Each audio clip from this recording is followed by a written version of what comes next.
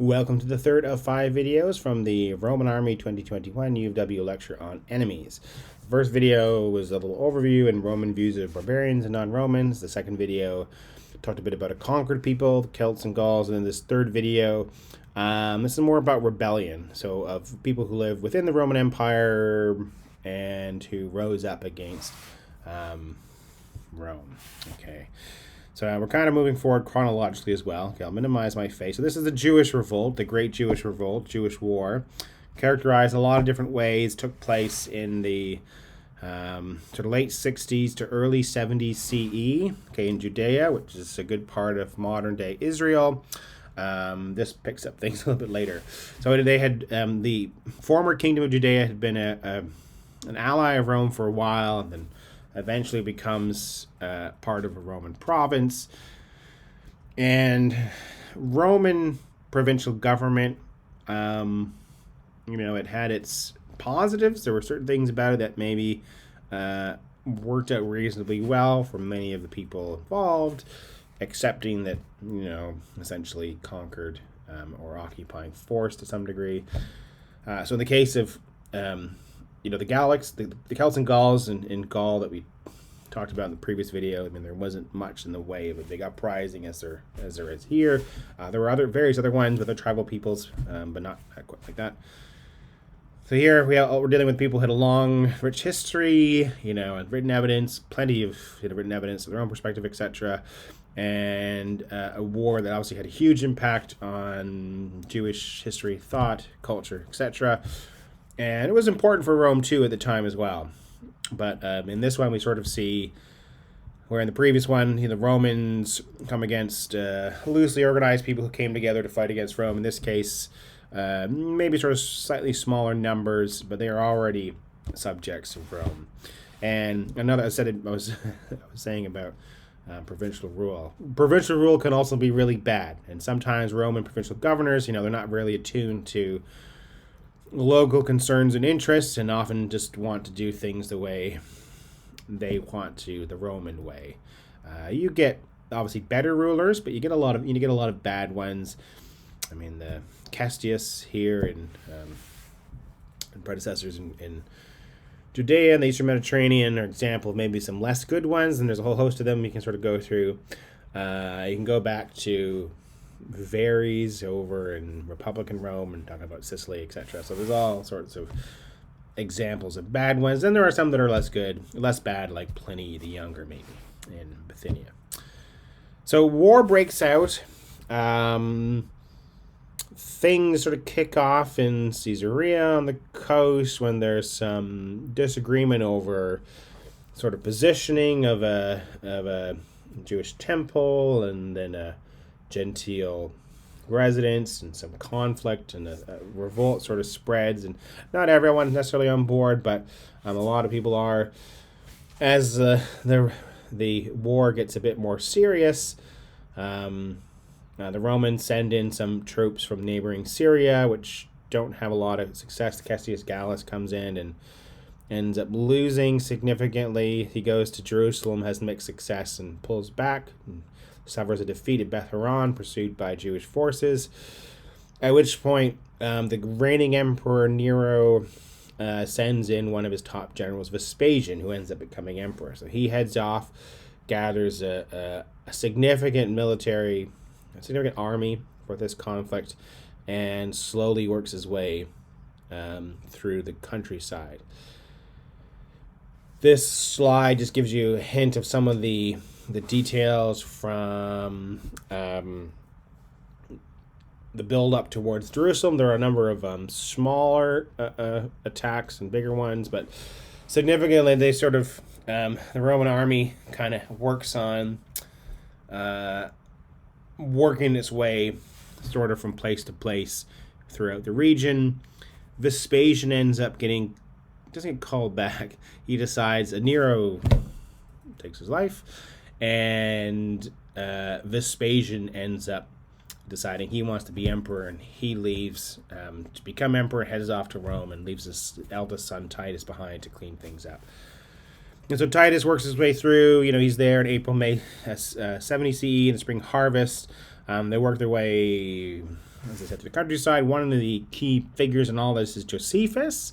Josephus was on the Jewish side, fought against Rome, but lost, and he gets captured and ends up writing an account of the Jewish war of a guy who ends up on the Roman side and being sort of pro-Roman, pro-Flavian. This is the family that Titus and Vespasian are a part of.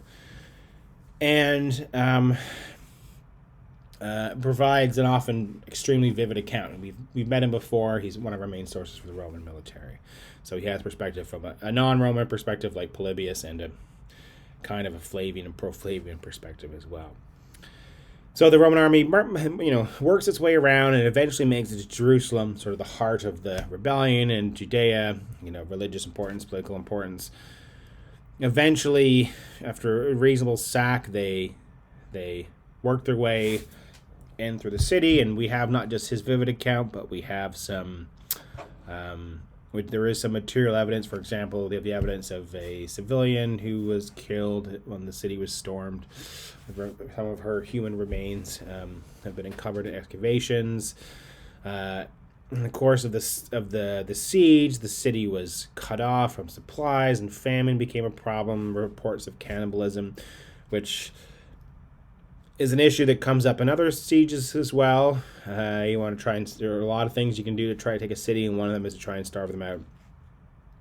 Eventually, as they work more and more closely, they make their way towards Temple Mount, sort of this, central place to Jewish religion and culture, and they destroy it. There's some dispute over whether this was a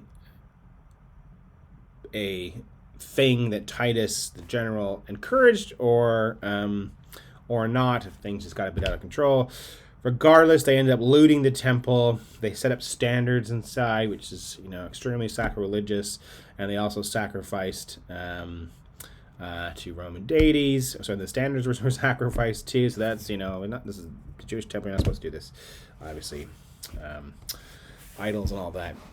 And Titus is proclaimed imperator, which comes to mean emperor, but can also just mean like victorious general. So all this stuff happens in and around Jerusalem and more. The number of people enslaved is significant again, a bit like Gaul, okay. And a number of people perish. The city is destroyed, and we have this vivid description. So it's more or less the war ends with the sack of Jerusalem. The city gets renamed.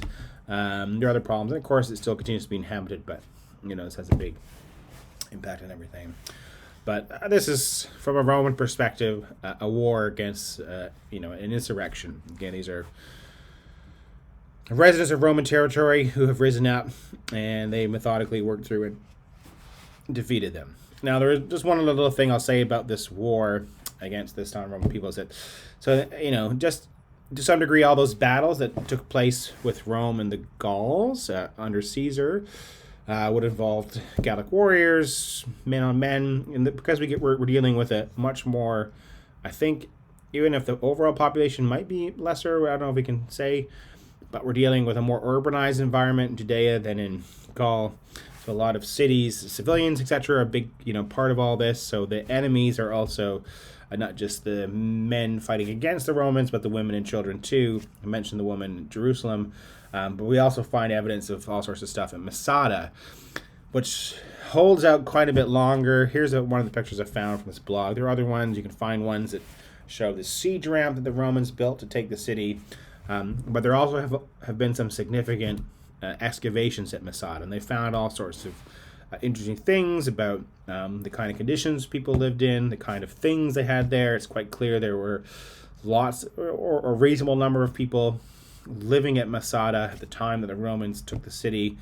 We know that it not only were like the final holdouts comprised of possibly these people called Sicarii, who played a significant role in the revolt overall. The Zealots, who were took the hardest sort of anti-Roman line. But we know that there were other groups living or staying in Masada for a time as well, refugees from other places fleeing possibly from the neighboring countryside and so on. It seems that probably the conditions were somewhat crowded, even if it looks like it's, there's a reasonable amount of space, but, you're not going to, people weren't necessarily just sort of camping out the countryside, you need shelter from protection of the elements. It seems that they use advantage of existing structures. There's a whole sort of palace complex and more, and there are a lot of rooms were used to prepare food and store stuff. And they found all sorts of jars that contain the evidence of various goods and services, various goods consumed, figs, berries, olives, fish, dough, meat, herbs, etc. They also found the evidence for pests. Some of the food had gone off, and obviously not going quite as well. If you're interested in any of this, there's a fabulous book by Jody Magnus on Masada, which goes over the archaeological evidence for it, and it's fairly recent, very readable, and it's excellent. Okay, Jody Magnus, Masada.